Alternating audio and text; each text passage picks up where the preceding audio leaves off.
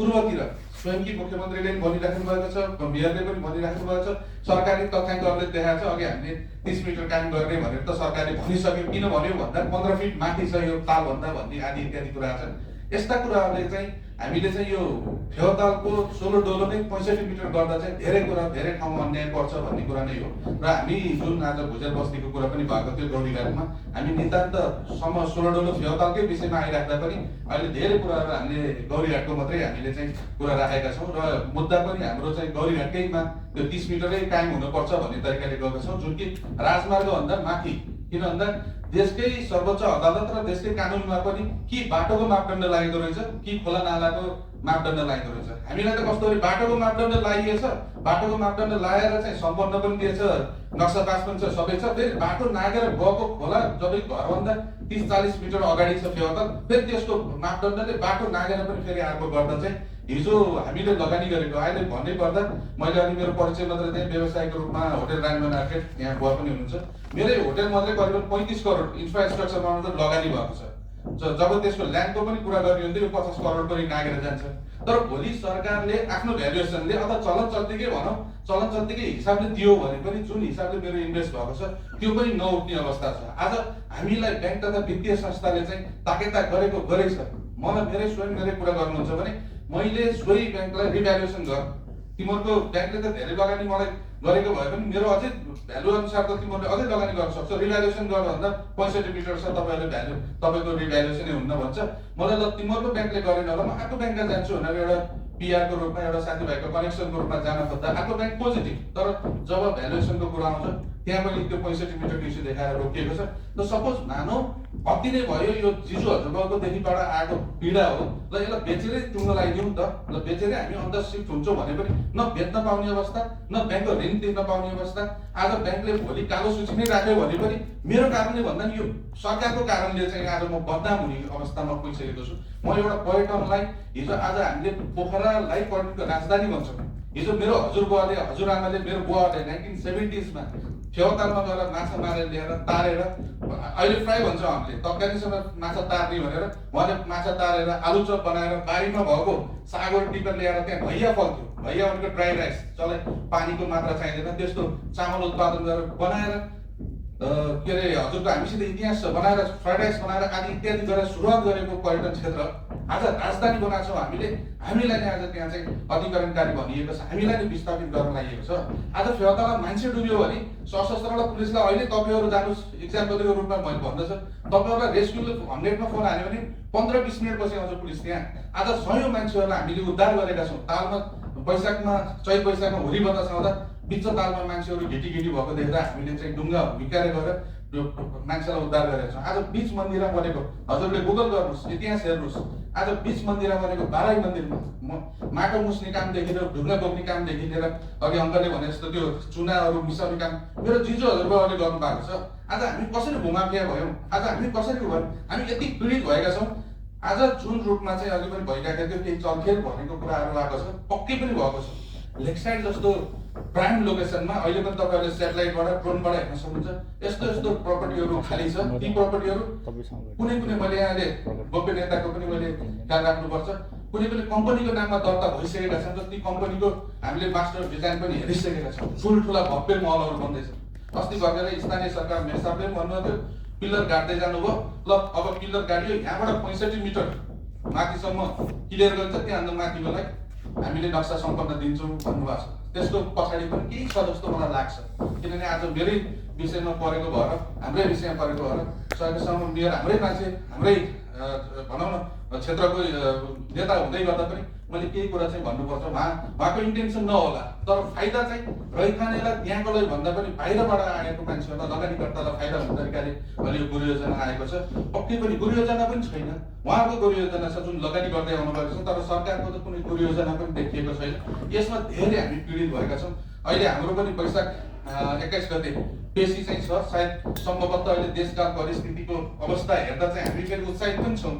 अहिले नयाँ सरकार जुन आएको छ पक्कै पनि उहाँले न्यायोचित रूपमा चाहिँ हामीलाई जस्टिफाई गर्नुहुन्छ जस्तो लाग्छ, किनभने हाम्रो अहिलेको सधैँ प्रधानमन्त्रीज्यू आफै पनि इन्जिनियर हुनुहुन्छ होइन। हिजोको सरकारले गलत गर्यो, हिजोका सरकारहरूको व्यतिथिहरू थियो भनेर नि अहिलेको सरकार आएको जस्तो लाउँछ। जनताले सायद अहिलेको सरकार पक्ष पार्टीलाई चाहिँ बहुमतले दिएको छ।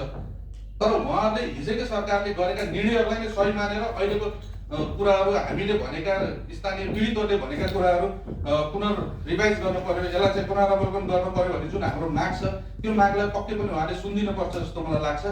उहाँहरूले फेरि पनि गएर फेवातालमा वस्तुस्थिति हेरेर होइन त्यो कुन ठाउँमा कति लिँदा आवश्यक छ, 30 मिटर हो कि 65 मिटर हो कि 100 मिटर हो, हामीले बारम्बार क्वेसन पनि गरेका छौँ। 100 मिटर 65 मिटरको मापदण्ड आयो कहाँबाट, कसको इन्ट्रेस्टमा आयो? यो किन 30 मिटर भएन, 40 मिटर किन भएन, 50 किन भएन, 60 किन भएन, 70 80 90 100 किन भएन, 65 नै किन आयो भन्ने कुरा पनि हामीले बुझ्न जरुरी छ। आज सरकारले 65 मिटर हामीलाई लगाइराख्दा क्षतिपूर्तिकै कुरा गर्ने हो भने अघि भर्खरै कुरा आयो, त्यहाँ 32 सालभन्दा पछाडि जो लाल पूर्जा लिनुभएको छ उहाँलाई कसैलाई पनि क्षतिपूर्ति दिन पर्दैन भनेर जुन सर्वोच्च अदालतबाट निर्णय भएको थियो, अदालतलाई गुमराह राखेर त्यो निर्णय गर्न बाध्य पारिएको छ। जबकि 30-32 सालमा पाएको सम्पूर्ण लाल पूर्जाको 91, 92, 15 साल 20 सालतिरको हरेक एभिडेन्सहरू त्यहाँका जनताहरूसँग छ। भोलि उहाँले के गर्नुभएको छ, राज्यको तर्फबाट क्षतिपूर्ति दिनु पर्यो भने राज्यको मूल्याङ्कन अनुसार 10 अर्ब र चलन चल्तीको दिनु पर्यो भने 40-50 अर्ब भन्नुभएको छ। मलाई त 100% थाहा छ राज्यले आफ्नै तरिकाले राज्यको क्षतिपूर्ति दिन पर्यो भने पनि अहिले देखाउँदा चाहिँ 30-31 सालको देखिएको छ। त्यो एभिडेन्स चाहिँ त्योभन्दा पुरानो देखियो भने राज्यको आफ्नै तरिकाले सरकारी क्षतिपूर्ति दिनु पर्यो भने 30-40 अर्ब चाहिँ राज्यले गर्नुपर्छ। र मलाई के लाग्दैन भने फेवाताल ब्युटिफिकेसन हुनुपर्छ, फेवाताल बस्नुपर्छ, तर यसको मूल कज के हो भन्ने पनि बुझ्नुपर्छ जस्तो लाग्छ। आज हातको एउटा उम्लामा क्यान्सर लागेको छ, तर खुट्टा काटेर फाल्ने गर्यो भने त्यसले समाधान दिन्छ जस्तो लाग्दैन। अघि भर्खरै थियो हामी त्यहाँ थोरै भिडियोहरू हामीले ड्रोन सटहरू ल्याएका थियौँ। आज फेवाताल भन्दा पश्चिममा नेपालको सबभन्दा धेरै पानी पर्ने नेपालको चेराबन्दी भनेर पनि चिनिन्छ डुम्लेको छेउमा यति ठुलो विशाल, हजुरहरू धेरै जस्तो बागलुङ जाँदा देख्नुभयो होला, भण्डारी रेस्टुरेन्टमा थोरै अगाडि गएपछि पानी पनि एकदम ठुलो पहिरो देख्नुहुन्छ। आज त्यो पहिरो फेवातालको पानीको स्रोतभन्दा 10 किलोमिटर माथि छ। त्यहाँबाट प्रत्यक्ष हरेक वर्ष चाहिँ त्यो बाढी कमेरो माटो बगाएर ल्याएर फेवाताल पुरिराखेको छ, त्यो अँधेरी खोलाको माध्यमबाट आउँछ। त्यस्तै कुरो गरेर यता हर्बन खोलाबाट त्यति धेरै नै पानीहरू आइरहेको छ। आज पानीभन्दा माथि जुन त्यो हामीले चङ्गपुरको त्यो धेरै पुरिएको भन्छ, त्योभन्दा माथि मात्रै सरकारी तथ्याङ्क अनुसार नै करिब 500 किलोमिटरभन्दा बढ्ता मोटरेबल बाटो बनाइएको भनेको छ। त्यता डोजर गएको देख्छौँ, बाटो बनाएको देख्छौँ, तर त्यहाँबाट ट्युब त्यो बाटो खन्दा निक्लेको माटो चाहिँ कहिले नि यता लिएर आएको देखेको त्यो माटो गयो कहाँ त? खोल्सा खाल्सीमै जाने होला, खोल्सा खाल्सीबाट बगाएर त फेरि फेवातालै आउने होला। यस्ता कुराहरू पनि सरकारले मनन गरेको छैन। दीर्घकालीन 65 मिटर मात्रै समाधान हो कि त्योभन्दा पनि अरू हो भन्ने कुरा पनि अलिकति सरकारले फेरि अहिले आएको नयाँ सरकारले गम्भीर रूपमा पुनर्विचार गरेर गइदियोस्। र मलाई त के लाग्छ भने यो 65 मिटर मात्रै नभएर पुनर्विचार गरेर फेवाताल नै बस्नुपर्ने एउटा सर्टेन क्राइटेरिया मापदण्ड घटाएर जान सक्यो भने, हामीले त 30 मिटर हाम्रो ठाउँमा भनेका छौँ भने अरू क्षेत्रमा त्यो हिसाबले गइदियो भने राज्यलाई क्षतिपूर्ति पनि कम गर्ने र त्यो बचेको क्षतिपूर्तिबाट राज्यले एउटा ठुलो गैरा चौतारादेखि लिएर हाम्रो डेभिस फल 5 सम्म चाहिँ ठुलो एउटा टनेल लान सक्यो भने जति पनि त्यहाँ भइरहेका अवांछित भनौँ न ढलहरू मिसाइएको छ, त्यो ढलबाट चाहिँ फेवाताल नमिसिकन चाहिँ त्यो खुर्से कलाम मिसाउन सक्यो भने त्यसले आफ्नो राम्रो समाधान गर्छ। यहाँ समाधान त कुरै छैन, गृह योजनाको कुनै कुरै छैन। नितान्त ब्युटिफिकेसन भनेको छ, नितान्त ताल जोगाउने भनेको छ, तर तालको चलचलको कहिल्यै कुरा आउँदैन, खालि फिजिकल्सको मात्रै कुरा आउँछ। तालमा आज हिजो हामीले देखेका कत्ले, रेवा, सहर, फुर्से गर्दै यस्ता धेरै जातका माछाहरू थिए।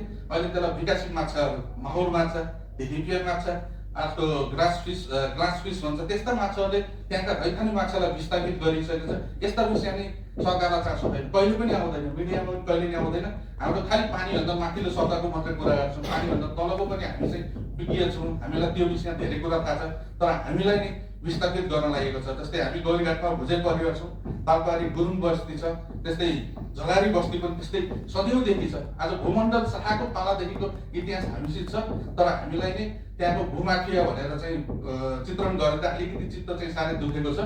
पक्कै पनि यो विषयमा चाहिँ हजुरहरूको मिडियाबाट हामी सरकारसम्म, किनभने आवाज हामीले मात्रै बोलिँदा चर्को नसुनिँदो रहेछ, हजुरहरूसित पनि एउटा सहकार्य गरेर जाउँ र केन्द्रमा नै आएर चाहिँ यो कुरा गर्न चाहिँ पक्कै पनि सरकारको टेबलमा चाहिँ हजुरहरूको माध्यमबाट हाम्रो कुराहरू पुग्छ भनेर चाहिँ हामी यहाँ आएका थियौँ र धेरै कुरा राख्यौँ। तर प्राविधिक रूपमा पनि हामी फेरि पीडित त्यति तथ्य चाहिँ नभइसकेको र हिजो पनि फ्लाइटमा आउनु खोज्दा because of weather flight cancel र राति 1 बजे आउनुपर्ने अवस्थाले धेरै कुराहरू हामीले व्यवस्थापन गर्न थोरै कमी पनि भयो। त्यो स्लाइड सोदेखि भिडियोदेखि धेरै कुराहरू हामीले हजुरलाई देखायो भए एउटा भनाइ छ पिक्चर स्पिक्स 1000 वर्ड्स इटसेल्फ होइन, 10 मिनटले 1000वटा शब्द बोल्छ भने हामीसँग त भिडियो थियो लाखौँ करोडौँ शब्दहरू बोलिन्थे।